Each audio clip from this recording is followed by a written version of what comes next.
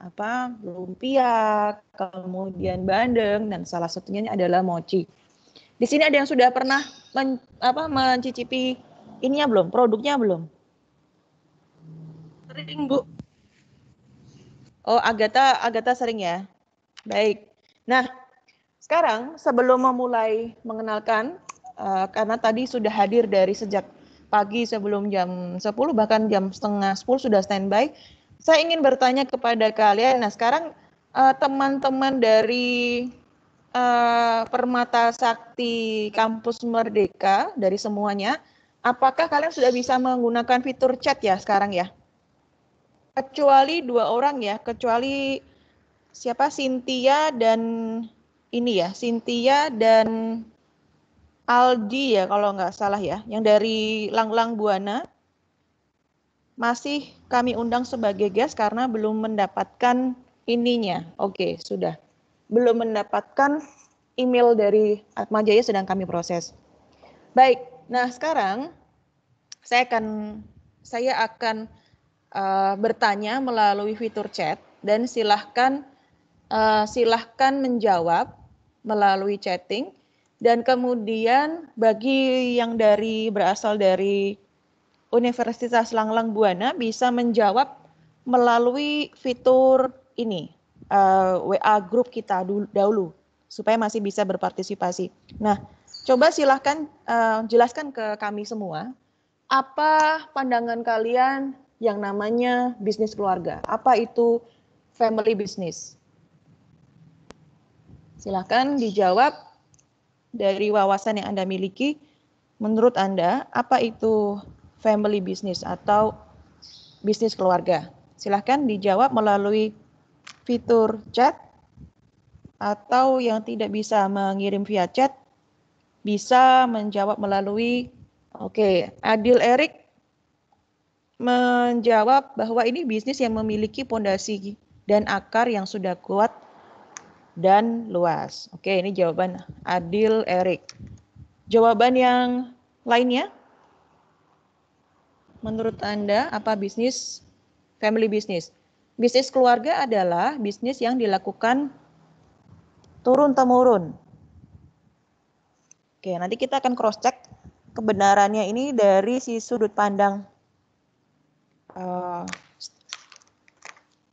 Sri Hastuti, atau panggilannya adalah Fanya.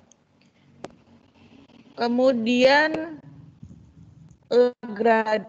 Luke Gardis menjawab bisnis keluarga adalah bisnis yang turun-temurun. Kemudian Polikarpus menjawab bisnis yang sudah dilakukan secara turun-temurun. Sama Wijaya Kumalajati, bisnis yang dirintis dari keluarga. Kemudian Francisca menjawab bisnis yang diturunkan dari keluarga. Kemudian Ines Soleha menjawab perusahaan yang dimiliki, dikontrol, dan dijalankan oleh keluarga, anggota sebuah atau beberapa keluarga. Kalau Fauzi menjawab sebuah bisnis yang mayoritas sahamnya dipegang oleh keluarga. Kemudian Diki Franciscus menjawab bisnis yang dikelola terutama oleh anggota keluarga. Kemudian Logi Irawan menjawab bisnis keluarga menurut saya bisnis yang sistemnya sudah ditentukan sejak awal didirikan. Kemudian Dinda Agustina menjawab bisnis keluarga adalah sebuah bisnis yang dijalankan oleh anggota atau beberapa. Kemudian Muhammad Aditya menjawab bisnis yang melibatkan sebagian anggota keluarga di dalam kepemilikan dan atau operasi bisnis. Kemudian Ferdinand, bisnis yang dibangun berdasarkan hubungan kekeluargaan. Gabriel, sistem pengelolaan bisnis berbasis ikatan darah. Kemudian Nicholas Kurnia, bisnis yang dirintis melibatkan anggota keluarga. Febrianus, dimiliki keluarga namun dikelola bergabung dengan bisnis tersebut. Oke, nah udah cukup, terima kasih. Kurang lebih jawabannya mirip ya. Nah, sekarang pertanyaan berikutnya, pertanyaan terakhir berikutnya sebelum kita berkenalan dengan Fanya, menurut kalian tantangan apa atau kendala apa saat menjalankan bisnis keluarga? Jadi tantangan apa dan kendala apa yang muncul pada saat menjalani bisnis keluarga. Silahkan. Jadi omongan buruk orang lain. Baik, terima kasih David. Terus kemudian mempertahankan kualitas.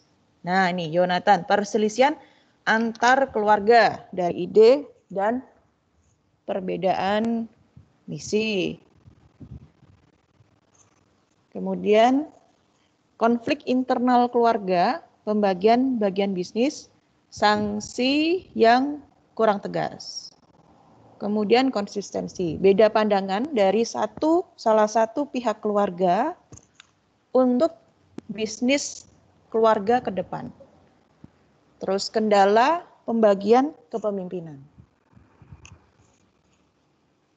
Apalagi saya tunggu 3 jawaban lagi. Apa kira-kira berikutnya apa? Apa sih kendala menjalankan bisnis keluarga gitu? Selanjutnya sama tidaknya visi misi selanjutnya, kemudian kepercayaan satu sama lain, pembagian hasil, perbedaan pemahaman antara generasi keluarga. Nah, oke. Cukup. Nah, kalau kita perhatikan jawaban-jawaban kalian ada di sekitar fase yang sama, yakni pada saat kita bicara bisnis keluarga, ternyata yang terjadi adalah menurut kalian adanya konflik internal. Jadi belum membahas masalah konflik eksternalnya apa, tetapi lebih ke konflik internal. Nah, apakah betul? Kita akan berkenalan dengan Sri Hastuti, Sarjana Ekonomi, Master Business Administration. Kita sapa dengan Fanya. Selamat pagi, Fanya. Pagi Mbak Oki. Oke. Aku terima kasih. Kedengeran nggak? Kedengeran. Oke. Terus terima kasih sudah bergabung bersama kami bersama dengan ini gabungan Fanya. Jadi ada 55 mahasiswa Atmajaya, kemudian ditambah sekitar 22 mahasiswa dari peserta namanya itu Permata Sakti. Jadi pertukaran pelajar yang diadakan oleh Kampus Merdeka Kemendikbud gitu, Fanya. Oke. Nah, sekarang silahkan ini memperkenalkan diri dulu secara singkat, Fanya. Pagi semua, pagi teman-teman. Terima kasih buat Mbak Oki dan teman-teman atas kesempatannya. Saya boleh sharing pengalaman saya selama menjalani bisnis keluarga pagi ini. Perkenalkan, nama saya Fanya. Saya berasal dari Semarang. Bisnis keluarga saya seperti sudah disebutkan tadi, Moaci Gemini, salah satu oleh-oleh khas dari Semarang. Saat ini saya menjabat di perusahaan saya sebagai business development. Thank you. Ya, oke. Jadi katakanlah saya mengenal Fanya ini cukup lama. Kita kenal dari tahun berapa ya, Van ya? 2015. Oke, 2015, kurang lebih 5 tahun yang lalu. Ya, waktu dia menempuh S2 di UGM, UGM. Nah, pada saat ketemu Fanya, banyak pro kontra yang dia hadapi. Jadi katakanlah tidak semata-mata dia langsung mau saya akan terlibat dan turun ke usaha keluarga ini. Nah, nanti sembari panggilannya mungkin apa ya, lebih ke Kak Fanya ya.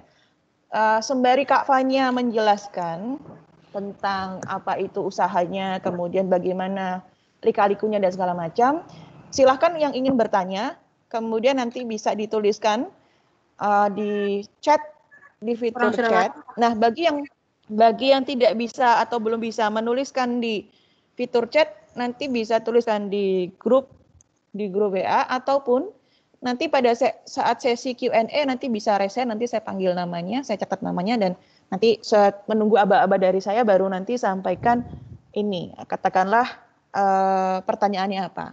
Nah, Baik, Fanya, kemudian kita kenal dari 2015 pada saat kamu S2. Nah, bisa ceritakan sedikit dan bisa langsung jelaskan aja tentang usaha Mochi Gebini, terus bisa share screen apabila mau share screen. Oke, aku share screen ya. Dan oke.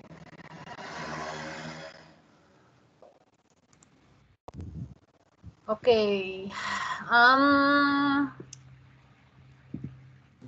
Kilas tentang perusahaan kami. Perusahaan kami sudah. Sebentar, ya? Mak.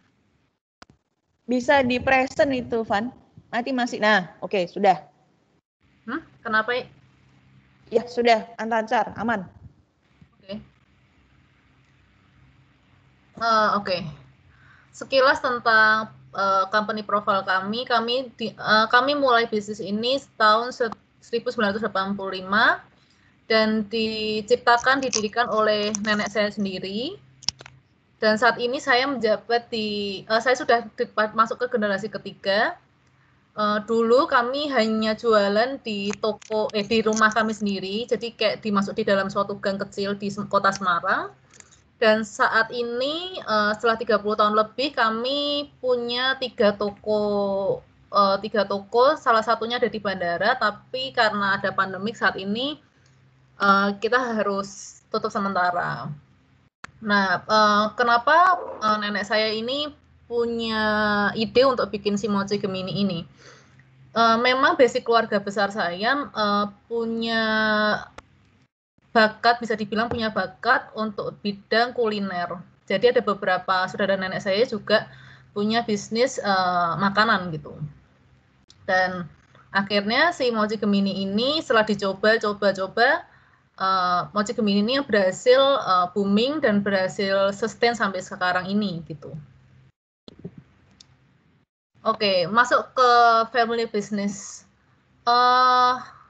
Tadi kan sudah banyak ya yang bilang kalau family business itu problemnya adalah kesamaan visi misi dengan generasi yang sebelumnya, dan itu hampir semuanya saya bisa setuju gitu.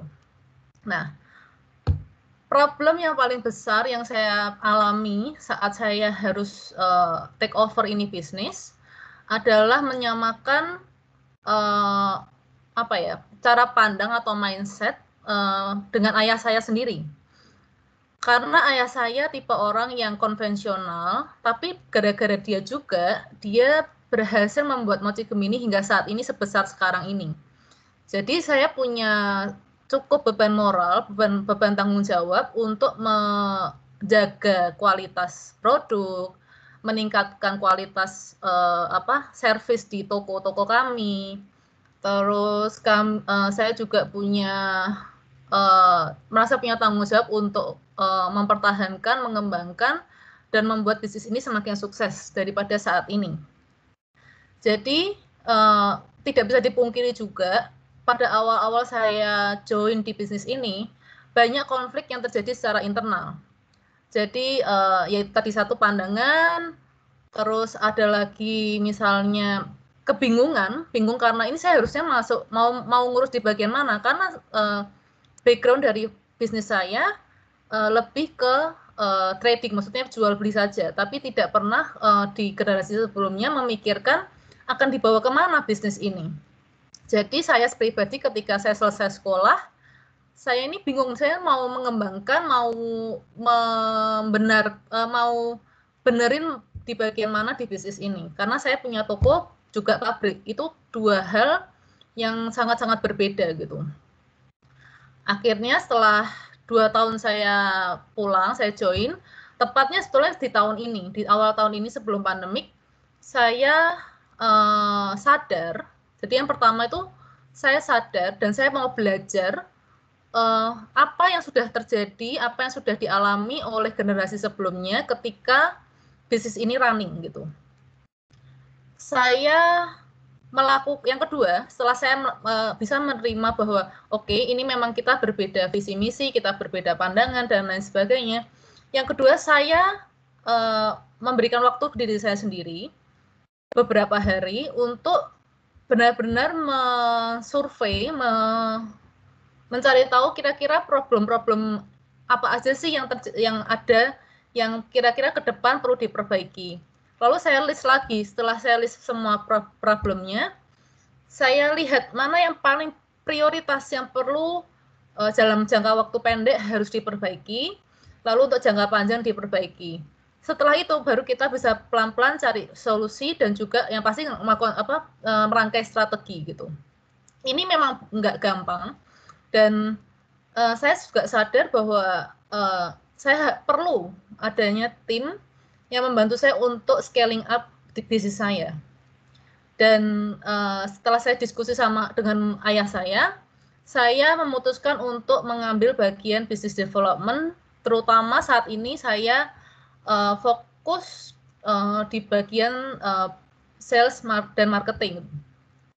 Karena di pandemik ini, terutama di pandemik ini, saya mengalami penurunan omset pada awal Maret itu sekitar hampir 90% karena produk saya, bisnis kami ini masih berhubungan dekat dengan pariwisata dan kalian pasti juga baca berita bahwa pariwisata adalah sektor yang berdampak paling besar di awal-awal COVID ini terjadi. Jadi ya saya bersyukur juga terjadinya ini. Saya bersyukur saya tidak perlu layoff karyawan. Saya juga bersyukur saya masih bisa dikasih waktu untuk ya saat ini saya merasa bahwa saya harus banyak belajar. Saya punya banyak waktu untuk lebih memikirkan problem-problem apa aja sih problem-problem yang ternyata masih saya miss nih di awal tahun ini gitu. Dan kira-kira apa sih solusi-solusi untuk memecahkan si masalah-masalah ini gitu. Dan itu semua juga saya merasa bahwa pertama untuk saya bisa achieve goal saya di bisnis ini, saya sadar saya perlu lingkungan yang sangat mendukung. Nggak cuman komunitas yang kumpul-kumpul, nggak cuman komunitas yang mungkin menurut pandangan saya kurang cocok sama saya gitu. Di pertengahan tahun ini, di pertengahan pandemik ini, saya join suatu komunitas bisnis international community, namanya Entrepreneurship Organization, base-nya di Amerika, dan punya cabang di Indonesia. Dan komunitas ini cocok sama value-value yang saya punya gitu. Inti dari komunitas ini adalah kita mau saling belajar, mau saling support satu sama lain antar entrepreneur, dan ini tuh benar-benar membangun saya sebagai karakter di dalam berbisnis gitu.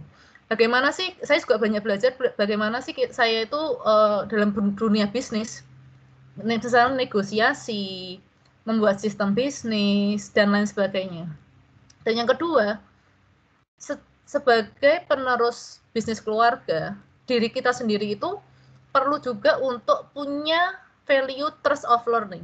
Kenapa? Karena bisnis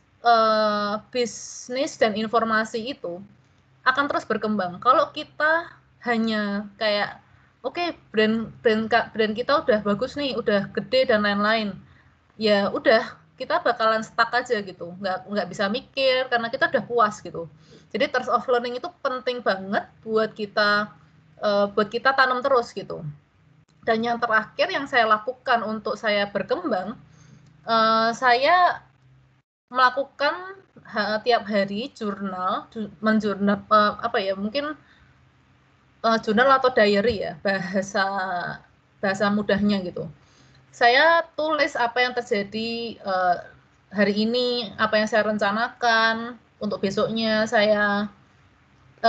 Jadi saya bisa track down ini. Saya tuh kemarin udah ngelakuin apa yang gagal, apa yang kita perlu perbaiki, apa yang bisa kita lakukan di masa yang akan datang. Jadi mindset yang saya bentuk di diri saya sendiri untuk menjalani family business ini adalah open minded dan selalu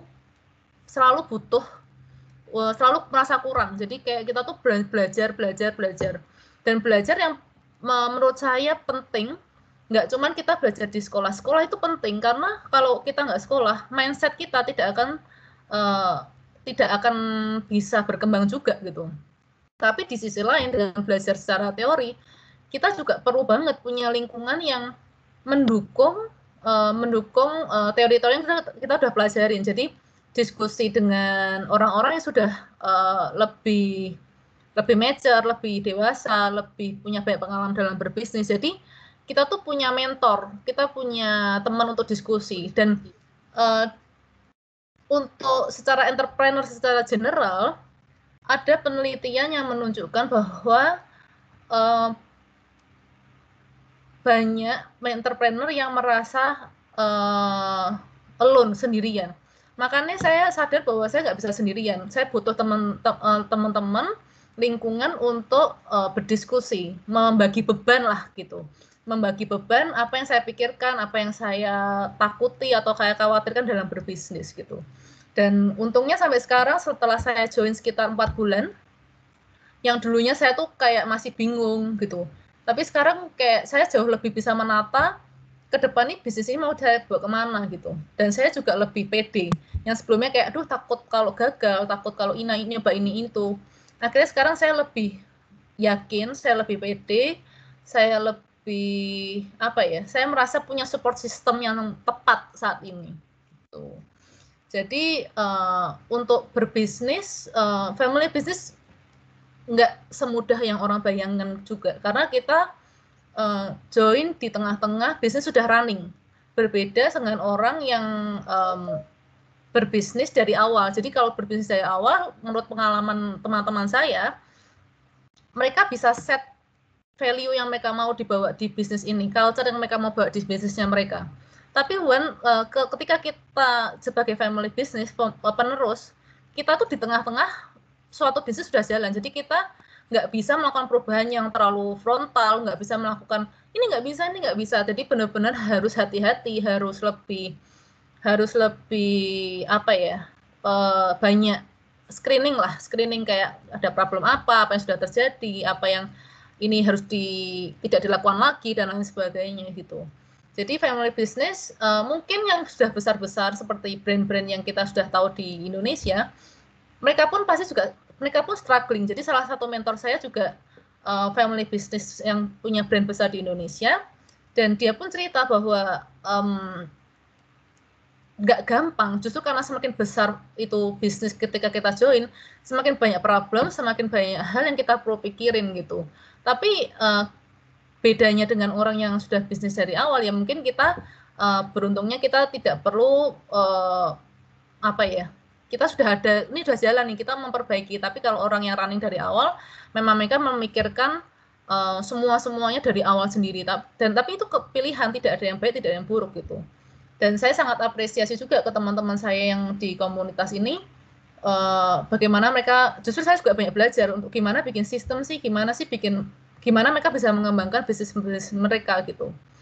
Dan ya benar-benar bisnis ini saya berharap juga bisa lebih berkembang, lebih sukses lagi di kedepannya.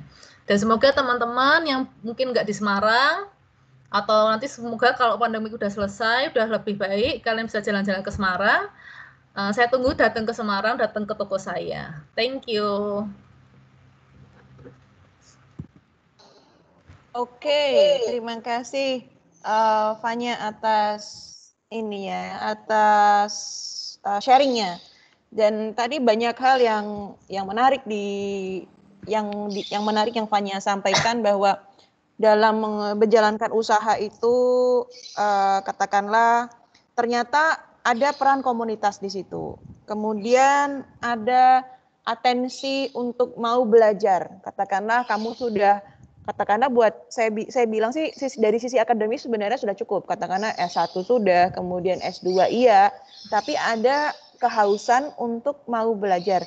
Ini mohon maaf Fanya, ini kamera saya matikan karena sepertinya dari pagi tadi itu koneksi internet saya kurang stabil. Jadi saya dari sisi saya akan matikan kameranya dulu supaya internet tidak semakin bermasalah gitu ya.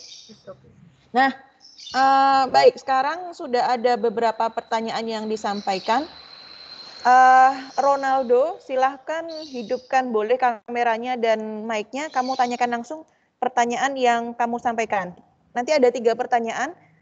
Silahkan disampaikan sendiri. Terus nanti Fanya menjawab kurang lebih 3 pertanyaan, kemudian dijawab kemudian gitu.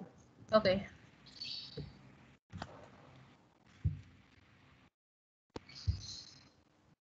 Silakan Ronaldo, bisa di-unmute.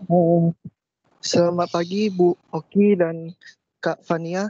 Maaf sebelumnya Bu, kamera karena keterbatasan koneksi jadi kamera saya tidak mungkin kalau dihidupkan jadi rada-rada nge-lag gitu Bu. Iya, sama. Nggak apa-apa. Yes. Untuk pertanyaannya Kak, kan sekarang ini juga banyak produk-produk yang baru-baru keluar juga karena melihat karena corona yang bisa terus berjalan itu kan biasanya industri makanan dan sebagainya, dan banyak keluar tren-tren makanan-makanan baru. Bagaimana Kakak mengembangkan produk tersebut? Kan ini produknya udah lama. Bagaimana agar bisa tetap bersaing dengan produk-produk baru ini? Makasih Kak. Ya, Ronaldo bisa dijelaskan